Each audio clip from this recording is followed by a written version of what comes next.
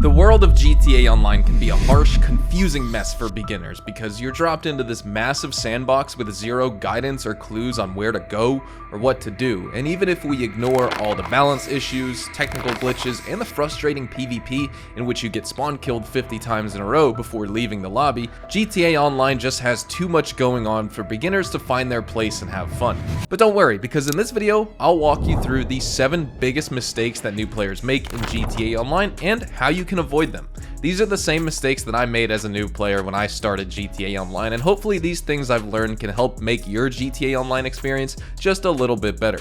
If you find these tips helpful, please don't forget to drop a like, and if you're a fan of everything Rockstar related, then make sure you hit that subscribe button because I do daily videos on the latest GTA and Red Dead Online news.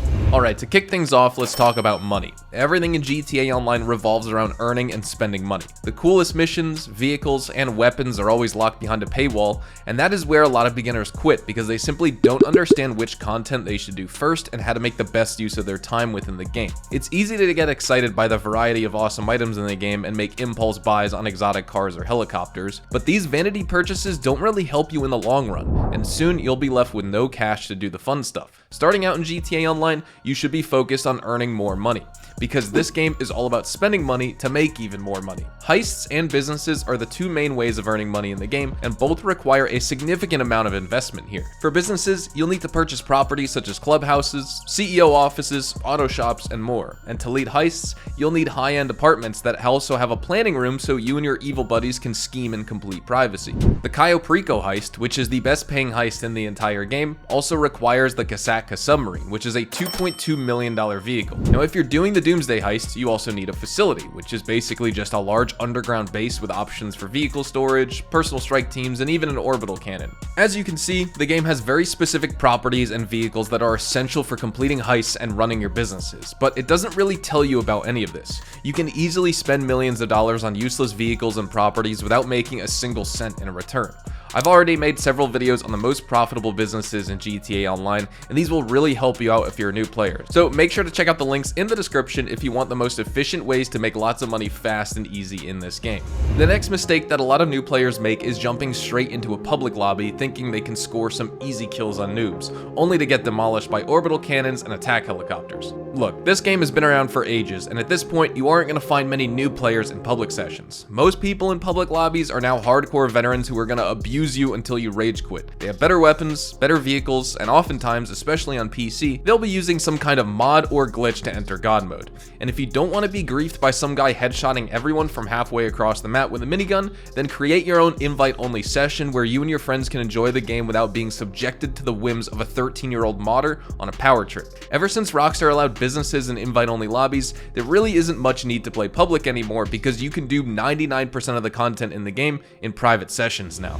Here's something nobody else really talks about, and that's tunnel visioning into doing the same content over and over and over. Sure, Cayo Perico and the Diamond Casino heist both pay a ton of money, but you don't have to grind them repeatedly, because that's how you turn GTA Online from a fun hobby into another daily chore. Instead, try diversifying your play session with multiple different activities. For new players, you definitely want to check out the daily objectives. They don't pay much, but the consecutive bonuses stack up, so you get an extra payout for doing these daily objectives a week or a month in a row. Payphone hits are also a solid way to make money in this game now that the cooldown has been reduced and assassination bonuses have been increased again. I also suggest the Dr. Dre contract, which many people feel is going to be easier compared to doing Cayo Perico over and over. Although it does take longer and you can make more money from Cayo Perico, I still prefer the Dr. Dre contract. It breaks up the monotony of the Cayo Perico runs that you may otherwise be doing endlessly, and you can also do the Dr. Dre contract between your Cayo cooldowns. Other contracts that are also worth checking out are in your auto shop, like the Union Depository contract, the ECU job, agency deal, and others. Because they're fairly easy, they can be done solo for a quick payout, and they have low time cooldowns. If you're a new player to the game, business deliveries are also a great way to switch things up while making a decent bit of money. Once you've set up the bunker, you can do the ammunition contract. If you have a warehouse, you can export mixed goods, which give you $50,000 and up to 2,000 RP per delivery. For those of you who also like to roleplay as car tuners as well, you could purchase an auto shop and do some client jobs.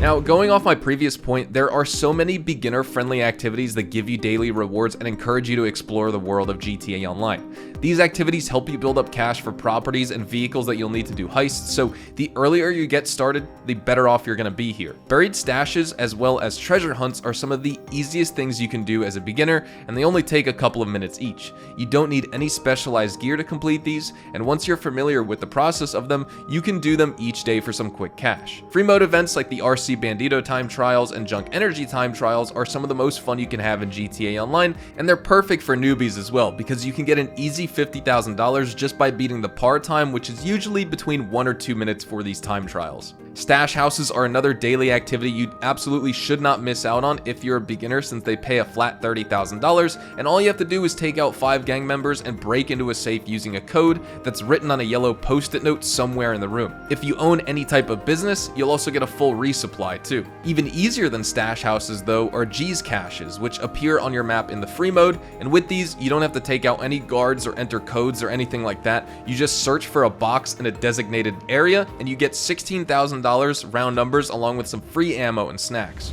Next up is a mistake that's exclusive to newbies here, since veterans have become used to it by now, and that's weekly discounts and events. Every Thursday, a new GTA Online update goes live with different discounts on vehicles and properties, and these weekly updates also include bonus RP and cash for different events here, exclusive vehicles, new missions, and more. And as a new player, with money in short supply, you're really missing out if you don't buy properties or vehicles during these discount periods. You're basically leaving lots of cash on the table, and you might end up wasting money that you could have saved by buying that same item in the future when it's no longer on discount. You also make more money because some activities can pay 2 to 3 times the regular payout in terms of cash and RP, making them a great way to grind money in this game during those early levels of GTA Online. This goes a long way towards helping you build up that cash flow for your very first property or business. And if you're a new GTA Online player, I do weekly updates every Thursday talking about all the discounts, bonus events, exclusive rewards, car reviews, etc. So watch those and you'll be up to speed on everything you need to know so that you can build yourself a nice career in GTA 5 Online. Speaking of careers in GTA, you should also pay attention to your starting role. If you're a new player on PlayStation 5 or Xbox Series X and S, you probably have the expanded and enhanced edition of GTA, which comes with the Career Builder and a cool $4 million for your account. At the start of the game, you must assign one of 4 roles to your character, whether it's executive, gun runner, nightclub owner, or biker.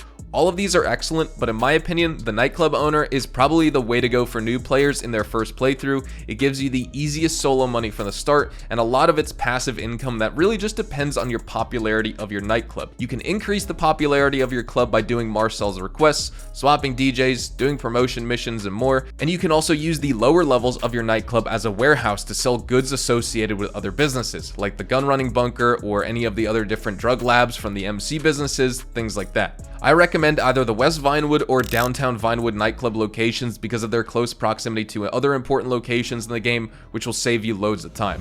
For the final mistake, we need to talk about a simple concept that everyone seems to have forgotten, and that's fun. After all, that's why we play video games, right? What's the point of logging in daily just to min-max everything and treat this game like another chore or job? At some point, it just feels like you're solving a math equation for the most optimal money-making path, rather than just enjoying the game for what it is, which is an engaging open-world sandbox in which you can do anything and basically be anyone you want. Yes, money is important in GTA Online, but you can just as easily goof around with friends doing random activities if you're feeling bored.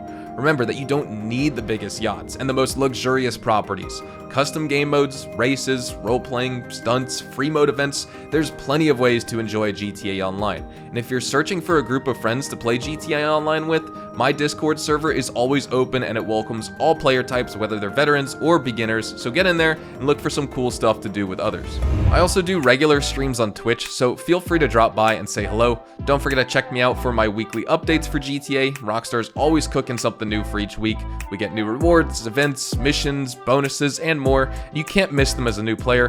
I'd love to know though, how long have you been playing GTA Online, and what are some of the biggest mistakes that you regret to this day? Let me know in the comments, because we've all been there at the beginning, confused and frustrated before things begin to make sense. So with that being said, I'll catch you in the next video. Adios, amigos.